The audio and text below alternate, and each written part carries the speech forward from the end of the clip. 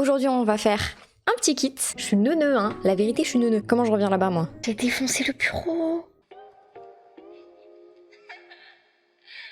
Salut, enchantée, Nalé, j'espère que tu vas bien. Aujourd'hui, comme toutes les semaines, on se retrouve pour une petite activité manuelle. Si vous êtes sur TikTok ou Instagram, vous n'avez pas pu rater la tendance qui est de faire des tapis soi-même. Alors il y en a qui utilisent des gros pistolets, je vous avoue que 300 €, c'était pas dans mon budget.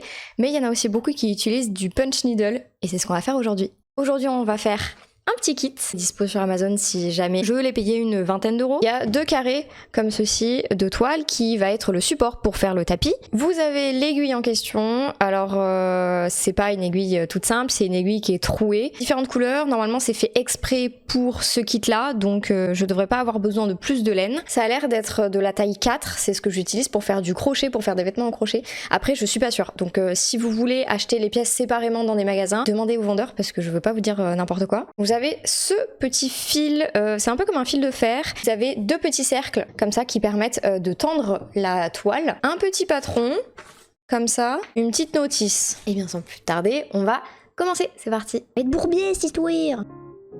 Donc ça veut dire qu'il faut que je fasse genre ça. Et ça, genre comme ça. On va dire que c'est ça, hein.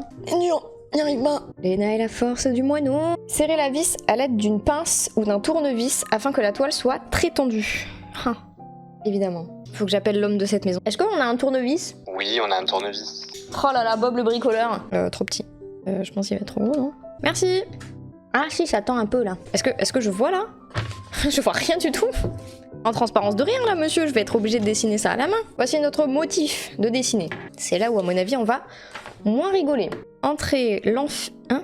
C'est français, ça? Entrer l'enfil aiguille au bout de l'aiguille. Normal que je comprenne pas? D'accord. Donc là, ça ressort par là. Passer l'extérieur du fil dans l'enfil aiguille. Bah, c'est un fil qui est...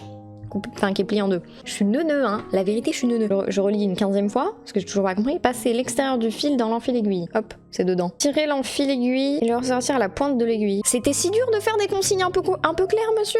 D'accord, c'est sorti. Le fil dans le chat de l'aiguille. Qu'est-ce qu'un chat? De l'intérieur vers l'extérieur. Ah!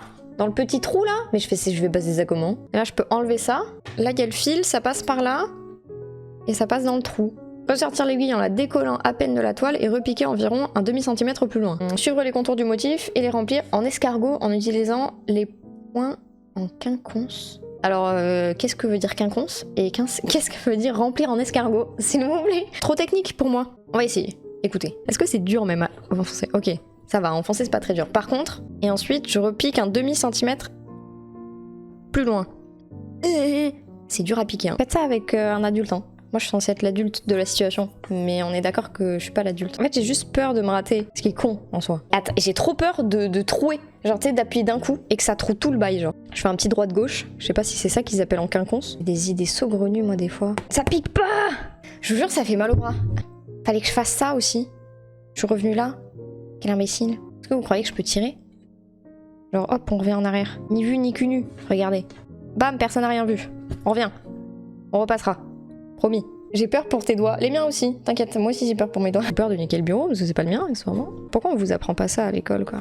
Moi j'aurais été ravie d'apprendre ça à l'école. Dites-vous, il y a des gens, ils font des grands tapis, genre des vrais grands tapis avec cette technique, genre. Des fois c'est plus facile à piquer que d'autres. On passe par là en mode c'était prévu, tout est normal. Comment je reviens là-bas, moi? Je sais pas pourquoi j'ai pas regardé un tuto YouTube avant, moi. Je me suis dit, mais non, lui elle est comme ça, J'ai toujours des bonnes idées comme ça, moi. Je vais avoir une crampe au bras, mais alors quelque chose de mignon. Il fallait pas tout faire d'un coup. J'ai fait des allers-retours. En fait, il fallait, à chaque fois que tu fais une feuille, il fallait que tu coupes.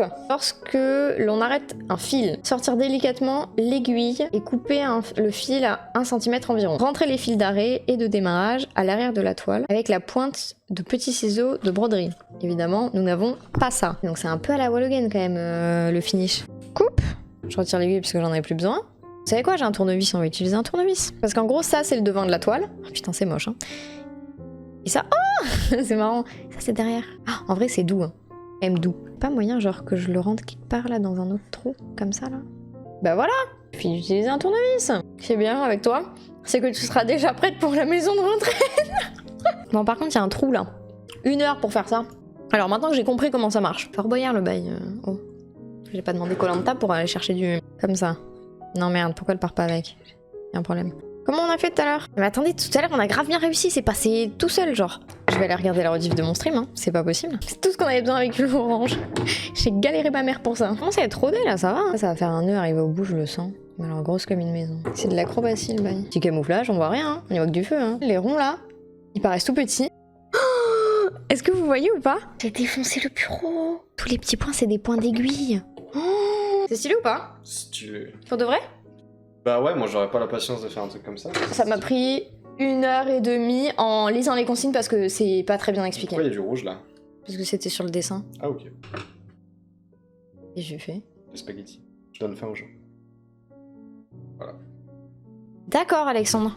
En conclusion, j'ai pas mal aimé cette activité. C'est vrai que moi je suis restée au motif de base, c'est pas un motif que j'aurais fait de moi-même, mais c'était pour m'entraîner. C'était plutôt chouette, je pense que je referai, mais en faisant mes propres dessins. Le rendu est plutôt joli, il le sera encore plus quand j'aurai tout collé, évidemment. Et voilà, je trouve que c'est assez facile à prendre en main quand même. Un peu de technique, mais bon, ça vient assez vite. Je suis plutôt contente, je pense que je donnerai un 8 sur 10. Sur ce, j'espère que cette vidéo t'aura plu.